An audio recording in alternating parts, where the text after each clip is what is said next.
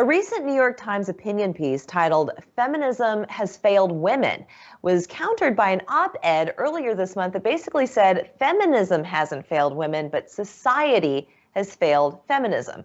Here to discuss feminism in 2021 is Dr. Kris Welde, Director of Women's and Gender Studies at the College of Charleston, and she'll also share more on a virtual program aimed at raising money for gender studies scholarships. First of all, Doctor, thank you so much for joining us. Thank you for having me. It's a pleasure to be with you. So first of all, how do you define feminism in this day and age? That's a very good question. I think it's important to define feminism broadly. And so in that way, people see themselves as part of this movement, which has been underway for well over a century, and today includes everyone, not just women. And so feminism is essentially a way of orienting to oneself and to others that is rooted in social change philosophy, in everyday problem solving to end all oppressions between people and even between humans and the environment. And feminism sits at the intersections of a variety of different oppressions, such as obviously oppressions against women, and we can talk about sexism, but also oppressions that have to do with racial injustice and disability and citizenry and indigeneity, a whole host of identities. And I like to think about feminism as a liberation impulse. And I'm quoting a feminist scholar there, but that helps keep me going, and it helps center really what feminism is about. It's obvious, like you mentioned, though, over the course of a century, feminism is something that evolves constantly. Let's not forget, it's not just the bra burning revolution of the 1960s. That's not when it started. It started way back when women were fighting for the right to vote, for the right to work, for so many different rights that emboldened them in society. I don't know if you had a chance to read the articles that I had mentioned, but based on just a little snippet of information that I gave, do you feel feminism has failed women, or do you think society has failed feminism today?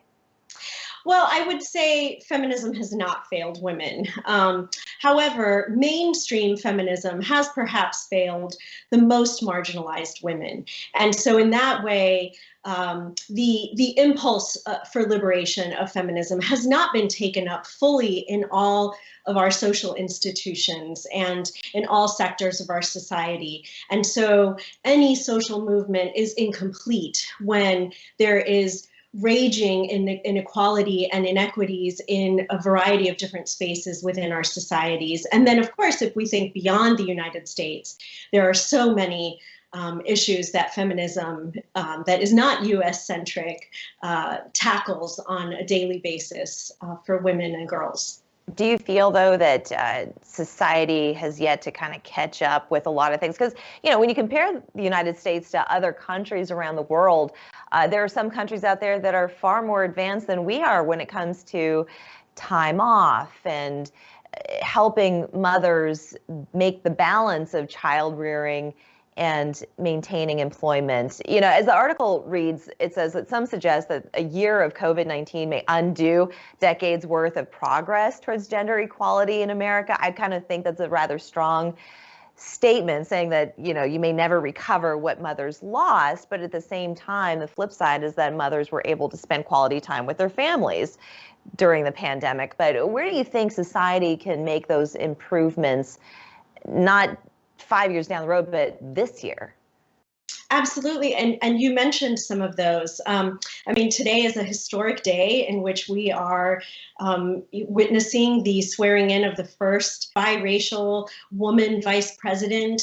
And what a feat that is. And yet, we are so behind. We lag so many other parts of the world in terms of political representation, even though the most recent elections saw a record number of women, and particularly Black women and transgender women, other women of color running for office. And so that's encouraging, but we still have quite an equity gap to fill there with respect to politics.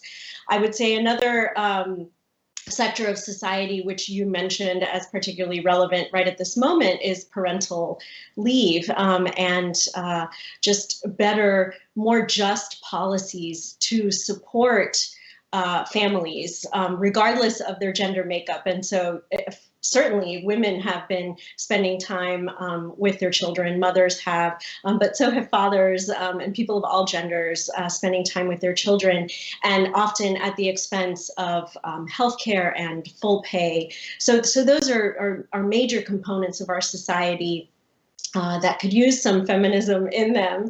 And also, I would point to, as an educator, I see so many gaps, equity gaps within education that fail women and girls and Black children and Latinx children, particularly, here in South Carolina. We have a lot of work to do in terms of education. Certainly. Well, this is a great place to take a break. When we come back, I want to hear more about Yes, I'm a Feminist. It's a virtual program, so we're going to do that after this. Don't go anywhere. We've been chatting with Dr. Kris Welde. She is Director of Women's and Gender Studies at C of C, and you have a special event that's coming up, a fundraiser. Tell us more about this. We do. The Women's and Gender Studies Community Advisory Board is celebrating its 8th year of a fabulous event that is called Yes, I'm a Feminist. And typically this is a beautiful celebration with faculty and students and staff at the college and community members, activists under the oaks, in the cistern at the College of Charleston. But regrettably, because of COVID-19, we have had to pivot to a virtual program.